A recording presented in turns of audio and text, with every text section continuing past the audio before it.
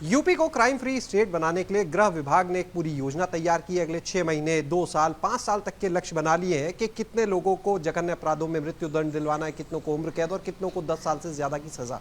हमारे साथ में इस समय एसीएस होम अवनीश अवस्थी जी हैं। सर, क्या है पूरा एजेंडा, क्या है पूरा प्लान? देखिए, अभी विमेन और बच्चों के क्राइम में, पॉक्सको केसेस में, विमेन क्राइम में लगभग 32 लोगों को पिछले 3 अभियान में जो है मृत्युदंड मिला है और लगभग 1000 से ज़्यादा लोगों को जो है आजीवन कारावास हुआ है और लगभग 1058 ही लोगों को जो है 10 साल तक की सज़ा भी मिली है। विमेन और चाइल्ड जो है उसकी सुरक्षा के लिए एक नया ऑर्गेनाइजेशन जो है महिला बाल सुरक्षा संगठन का भी गठन प्रदेश सरकार ने मुख्यमंत्री जी के मार्गदर्शन में किया है।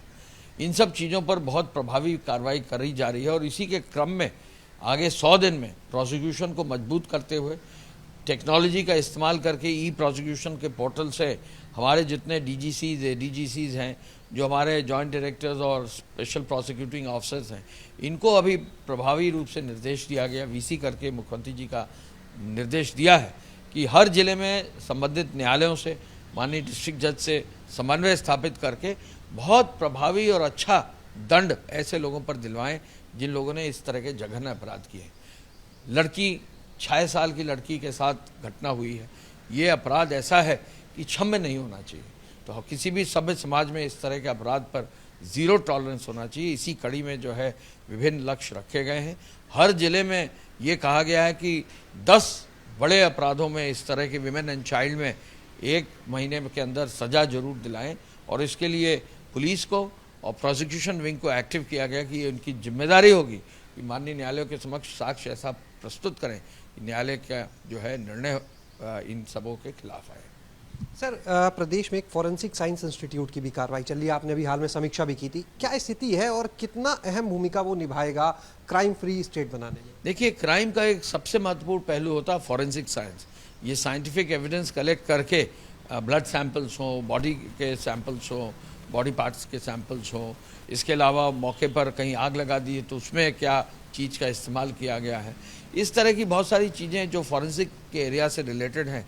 ये ओपन एंड शट केस होता है। अगर साइंस का यूज़ किया जाए, फॉरेंसिक साइंस का यूज़ किया जाए तो ऐसा साक्ष्य मिल जाता है, डीएनए का सैंपल अगर मिल जाए तो ओपन एंड शट केस हो जाता है। तो इस पर बहुत प्रभावशाली जो है इम्पैक्ट लाने के लिए माननीय गृह मंत्री जी के द्वारा जो है मुख्यमंत्री जी द्वारा एक फॉरेंसिक साइंस इंस्टीट्यूट का जो है शिलान्यास कराया है।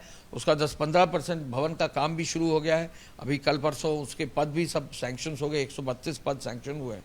इन पदों को भरने, उसकी गवर्निंग कमेटी की बैठक करने और फिर उसमें अलग अलग मॉडर्न टेक्नोलॉजी का इस्तेमाल करने के लिए AKTU के साथ एक अनुबंध भी किया गया है। साइबर क्राइम के एरिया में, डीएनए के एरिया में, इन सब चीज़ों में, फिंगरप्रिंटिंग के एरिया में, इस सब पर विशेष काम हो रहा है। तो एक आखिरी सवाल बुलडोजर को लेकर कि ये जो आप लोग का पूरा प्लान बना है, इसमें बुलडोजर भी शामिल रहेगा अपराधियों माफियाओं पर जो चल रहा है लगातार?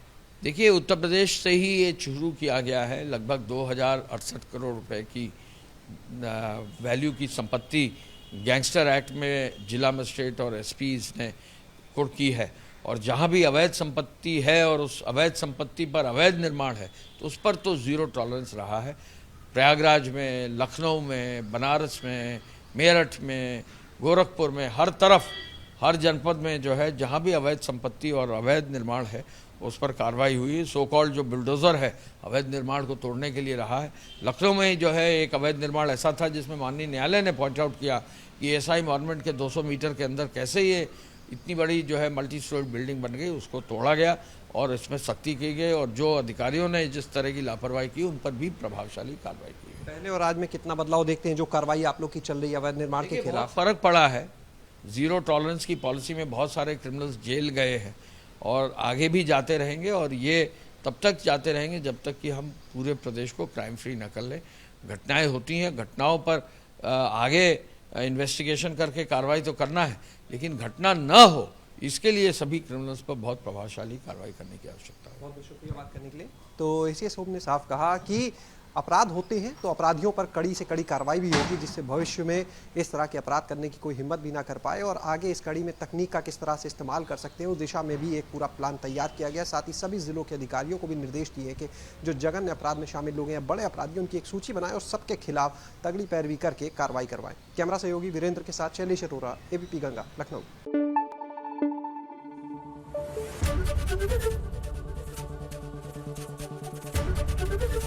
एबीपी गंगा, खबर आपकी, जुबान आपकी।